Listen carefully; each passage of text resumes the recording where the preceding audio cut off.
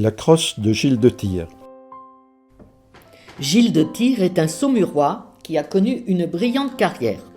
Prêtre, il est remarqué par Louis IX, le futur Saint-Louis, lors de fêtes données à Saumur en juin 1241.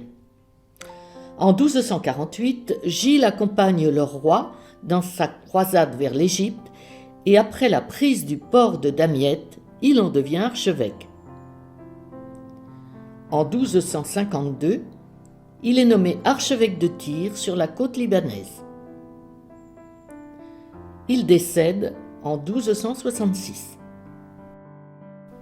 Il avait demandé que son corps soit ramené à Saumur et enterré sous une dalle du chœur de l'église Notre-Dame de Nantilly. C'est là que son cercueil est découvert par un fossoyeur en 1613.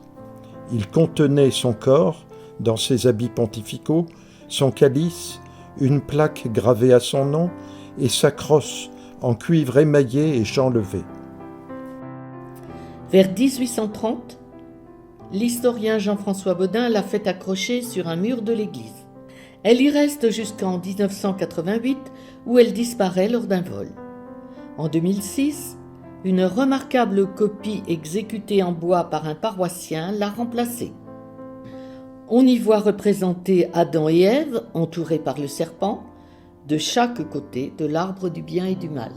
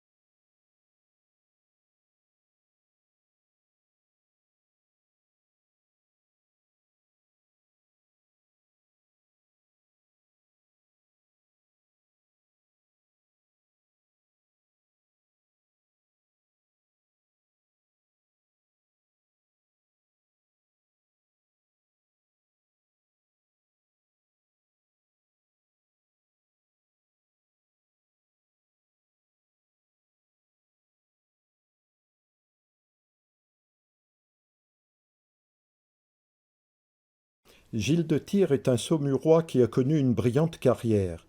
Prêtre, il est remarqué par Louis IX, le futur Saint-Louis, lors de fêtes données à Saumur en juin 1241.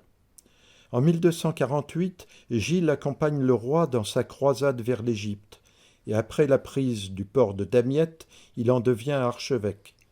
En 1252, il est nommé archevêque de Tyr sur la côte libanaise. Il décède en 1266. Il avait demandé que son corps soit ramené à Saumur et enterré sous une dalle du chœur de l'église Notre-Dame de Nantilly. C'est là que son cercueil est découvert par un fossoyeur en 1613. Il contenait son corps dans ses habits pontificaux, son calice, une plaque gravée à son nom et sa crosse en cuivre émaillé et chanlevé.